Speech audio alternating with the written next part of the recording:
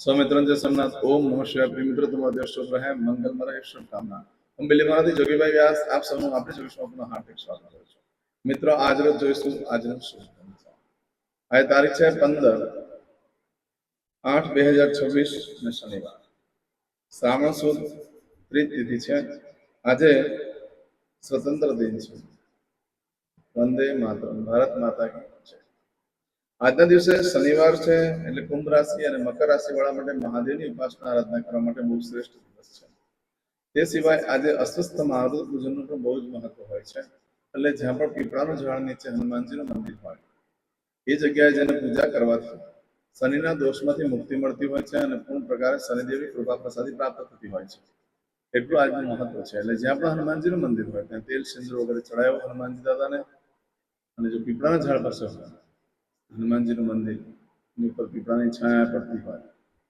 તો મને આ યુટ્યુબ ઉપર કોમેન્ટ્સ કરજો એમાં સ્થળ લખજો એટલે એ વાંચીને ઘણા બધા ત્યાં જઈ શકે છે દર્શન પણ કરી શકે એનો લાભ પુણ્ય પણ તમને પણ પ્રાપ્ત થઈ શકે આજે હરિયાળી ત્રીજ તરીકે આજના દિવસને ઓળખવામાં આવે છે મધુશ્રવા ત્રીજ તરીકે ઓળખવામાં આવે છે આજે ઠકુરાણી ત્રીજ તરીકે પણ ઓળખવામાં આવે છે આજના દિવસને આજે સિદ્ધરા ત્રીજ તરીકે પણ ઓળખવામાં આવે છે આજના દિવસે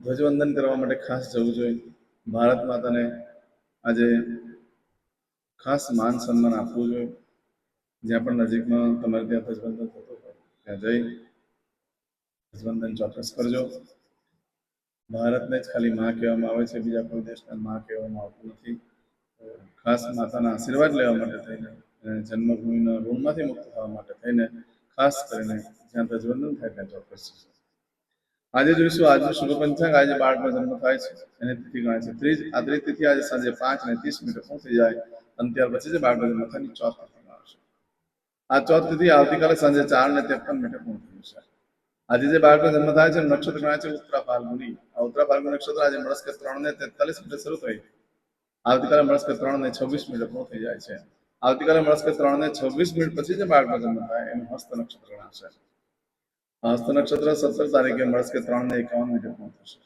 આજે જે બાળકનો જન્મ થાય છે એનો યોગ ગણાય છે શિવ યોગ આજે સવારે 7:09 પૂર્ણ થઈ જાય છે અને ત્યાર પછી જે બાળકનો જન્મ થાય એનો સિદ્ધ યોગ ગણાશે આ સિદ્ધ યોગ આવતીકાલે 16 તારીખે મળસ્કે 5:22 પૂર્ણ થઈ જશે આજે જે બાળકનો જન્મ થાય છે એનું કરણ ગણાય છે તૈતિલ કરણ આજે સવારે 6:04 પૂર્ણ થઈ જાય છે અને ત્યાર પછી જે બાળકનો જન્મ થાય એનું ઘર કરણ ગણાશે આ ઘર કરણ આજે સાંજે 5:30 પૂર્ણ થઈ જશે આજે જે બાળકનો જન્મ થાય છે એની રાશિ ગણાય છે સિંહ સિંહ રાશિ નક્ષત્ર છે મોનેટર સિંહ રાશિના સ્વામી ભગવાન સૂર્યનારાયણ છે મિત્રો સિંહ રાશિ આજે સવારે 9:35 પૂર્ણ થઈ જાય છે રાશિ બદલાય છે ધ્યાન રાખજો આજે સવારે 9:35 પછી જે બાળકનો જન્મ થાય એની કન્યા રાશિ ગણાશે કન્યા રાશિ આજે સવારે 9:35 થી શરૂ થઈ 17 તારીખે સાંજે 4:20 પૂર્ણ થાય છે એટલે ત્યાં સુધી જે બાળકોના જન્મ થશે બધાની રાશિ કન્યા ગણાશે કન્યા રાશિ નક્ષત્ર આવે છે પઠાણ કન્યા રાશિનો સ્વામી બુધ ગણાય છે આ રાશિ તિથિ નક્ષત્ર કરણમાં જેનો જન્મ છે તેની ચોક્કસ પ્રમાણે પૂજા વિધિ કરેલો જીવન તમારું સરળ બની જશે જે કોઈ મારા સબસ્ક્રાઇબ મિત્ર મારા ઘર પરિવારમાંથી કોઈ પણ સદસ્યની વર્ષગાંઠ છે મેરેજ એનિવર્સરી છે બધાને મારી ઘણી ઘણી શુભકામના તમારા જીવનમાં ખૂબ પ્રગતિ ઉન્નતિ થાય ભગવાન શંકર તમારી બધી મનોકામના એવી સોમનાથ દાદાને પ્રાર્થના કરું છું મિત્રો આજે સવારમાં ઉઠી આજનું સૂચન કરેલું આખું વર્ષ તમારું સુંદર થશે આજે જે કોઈ મારા સબસ્ક્રાઇબ મિત્ર મારા ઘર પરિવારમાંથી કોઈ પણ સદસ્ય કોઈ જગ્યાએ ઇન્ટરવ્યુ આપવા જઈ રહ્યા છે કોઈ નોકરી ધંધા માટે જઈ રહ્યા છે કોઈ પરીક્ષા આપવા જઈ રહ્યા છે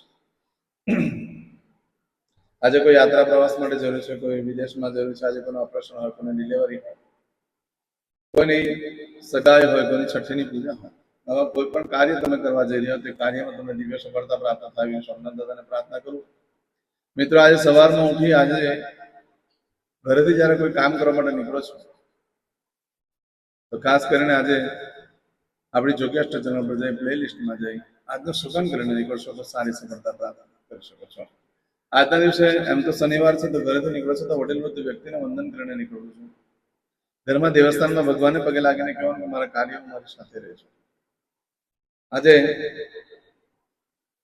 ભિખારીને ભોજન કરાવવાનું બહુ મહત્વ હોય છે એમ પણ શ્રાવણ માસ ચાલે છે ભિક્ષુકને ભોજન ચોક્કસ કરાવી દો અન્નદાન કરી દો એનાથી લક્ષ્મીદેવી ખૂબ પ્રસન્ન થાય છે આજના દિવસે તમે કોઈ પણ કાર્ય કરવા માંગો છો તેના માટે ચોક્કસ શુભ સમય છે સવારે 7:30 થી 9 વાગ્યા સુધીનો સમય શુભ રહેશે તેમજ બપોરે 12 થી સાંજે 4:30 વાગ્યા સુધીનો સમય શુભ રહેશે.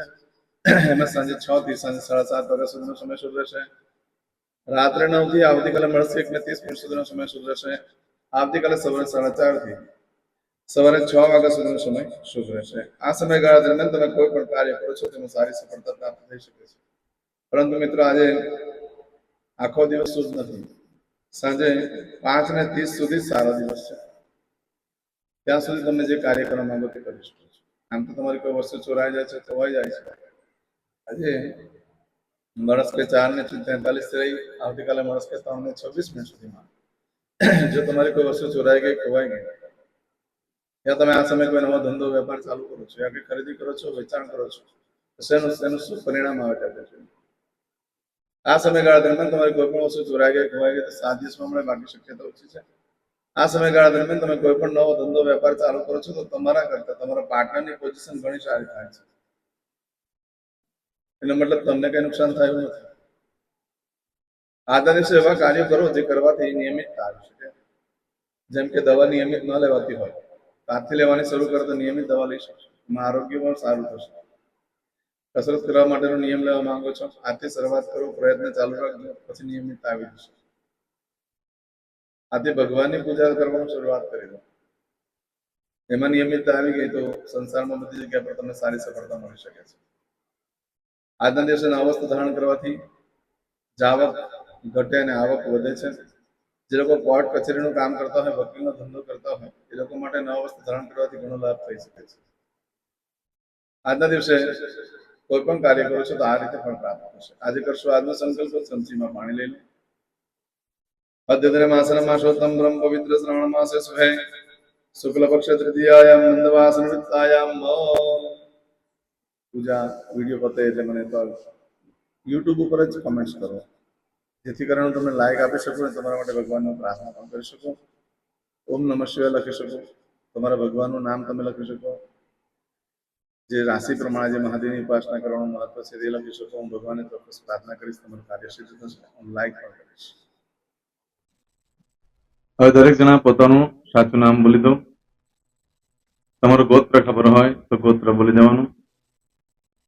પછી બોલવાનું છે અહમ, મમ, આત્મન, શ્રુતિ, સ્મૃતિ, પુરાણોક્ત, પુણ્ય, ફલ, પ્રાપ્તિ, અર્થમ, અપ્રાપ્ત, લક્ષ્મી, પ્રાપ્તિ, અર્થમ, પ્રાપ્ત, લક્ષ્મી, ચિરકાલ, સૌ, રક્ષણાત્મક, લોકેવા, સભાયામ, રાજદ્વારે, વ્યાપારે, વિદ્યા અભ્યાસે, દેશે, વિદેશે, સર્વત્ર, યશ, કીર્તિ, વિજય, લાભાદि, પ્રાપ્તિ, અર્થમ, મમ, અખિલ, કુટુંબસ્ય, આયુ, આરોગ્ય, ऐश्वर्यादि, प्राप्ति, अर्थम, मम, जन्म,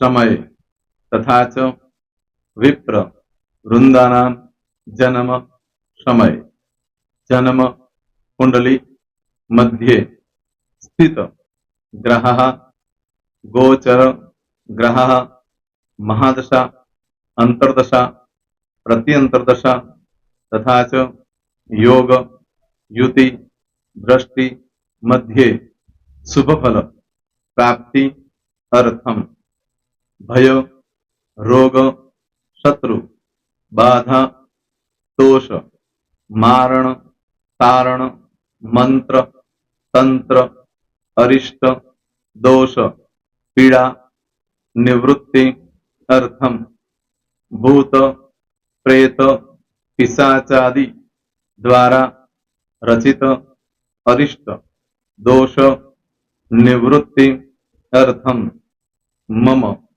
सकल, मनवांछित फल. હવે તમારા મનમાં જે કઈ ઈચ્છા હોય તે બોલી જવાનું.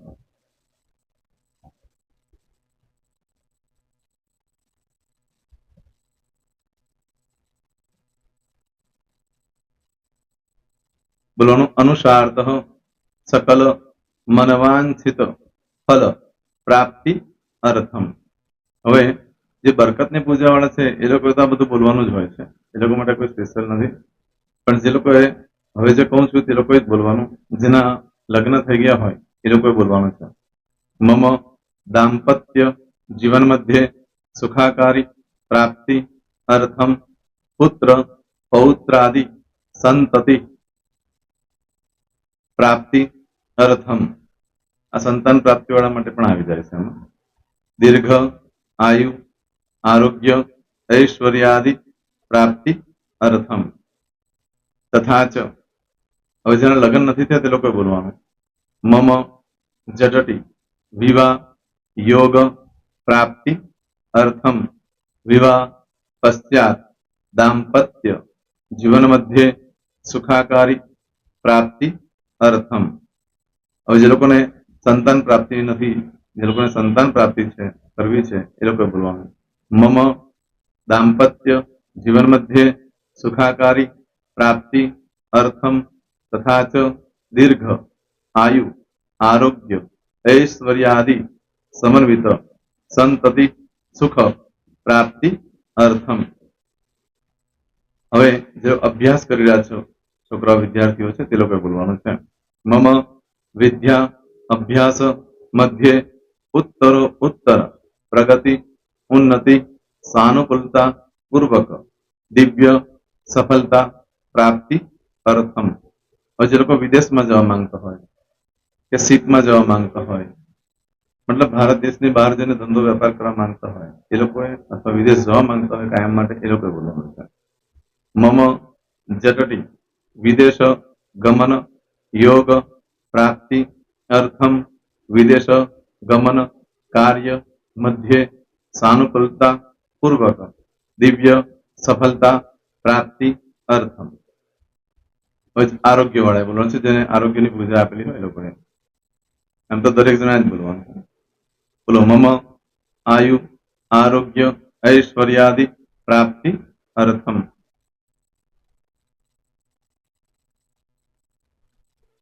હવે દરેક જણા બોલવાનું. સકલ મનવાંછિત ફલ પ્રાપ્તિ અર્થમ અદ્ય દિને પ્રધાન દેવતાનામ નિત્ય દિન અનુસાર્ધ પૂજન અર્ચન કર્મણિ અહમ કરીશ્યે. પાણીવાળી થાળીમાં પાણી મૂકી દેવાનું છે. હવે તમારી બધી પૂજા જે મેં આપેલી છે એ પૂજા થઈ જાય, અથવા તો તમે રોજ પૂજા કરતા છો, મારી પાસેથી નથી લઈ ગયા, એ પૂજા થઈ જાય પછી ફરી પાછી ચમચીમાં પાણી લેવાનું. અહીંયા વિડીયોને સ્ટોપ કરી દેવાનું. પૂજા પતે એટલે પાછું આગળનું કરવાનું છે. અહીંયા વિડીયો સ્ટોપ કરી દેવાનું અને પૂજા પતે એટલે બોલવાનું છે. વિષ્ણવે વિષ્ણવે વિષ્ણવે નમો નમઃ વિષ્ણુ સ્મરણા સર્વમ પરિપૂર્ણ અસ્તુ. એતાની ગંધ પુષ્પ ધૂપ દીપ નૈવેદ્ય તાંબૂલ પ્રદક્ષિણા સહિત પ્રણુ મમ સકલ મનવાંછિત ફલ પ્રાપ્તિ અર્થમ પૂજન અર્ચન પ્રિયતાન નમમ. પાણી મૂકી દેવાનું, પાછું પાણી લેવાનું. પૂજન અર્ચન બ્રહ્માર્પણમસ્તુ. નીચે જમીન પર પાણી મૂકવું, એમાં આંગળી ઘસી કપાળમાં તિલક કરી દો. કપાળમાં જમીન પર પાણી મૂક્યું છે એમાં. ત્યાર પછી ભગવાનને કહેવાનું કે હે પ્રભુ, આજે પૂજા કરતા કઈ પણ પ્રકારની ભૂલચૂક થઈ ગઈ હોય તમને ક્ષમા કરજો. અમે તમારા બાળક છીએ પ્રભુ, તમારો ખૂબ આભાર માનું છું. આજે મારી પાસે તમારી પૂજા કરાવી, મારી મનોકામના પૂર્ણ કરી. પ્રાર્થના કરી દો. જગ્યા પરથી ઉભા થઈ શ્રીનારાયણ ભગવાનને પાણી ચડાવી દો અને નિત્ય કર્મ જે કરતા હોય તે કરો. જય સ્વામિનારાયણ. તમારો દિવસ શુભ રહે, તમે અને તમારો પરિવાર સુખી રહે, સંપન્ન રહે, સુરક્ષિત રહે, એ ભગવાન સોમનાથ દાદાને પ્રાર્થના. તો મિત્રો, તમે મારા વિડીયોને લાઈક ના આપી હોય તો સૌથી પહેલા લાઈક આપી દો, અને ત્યાર પછી જો તમે મારી આ ચેનલ સબસ્ક્રાઇબ ન કરી હોય તો સૌથી પહેલા સબસ્ક્રાઇબ કરી લો અને બેલ આઇકોન ઓલ પર ક્લિક કરવાનું ભૂલશો નહીં, જેથી કરીને સૌથી પહેલા નવી વિડીયો જે કંઈ મૂકું એ તમને મળે. મિત્રો, કંઈ પણ મૂંઝવણ હોય તો મને આ નંબર પર તમે ફોન કરીને પૂછી શકો છો. મારો મોબાઈલ નંબર છે 9825546459. મિત્રો, કોમેન્ટ્સમાં જય સોમનાથ લખવાનું ભૂલશો નહીં. ફરી પાછા નવા વિડીયો સાથે મળીએ. ત્યાં સુધી સૌને જય સોમનાથ.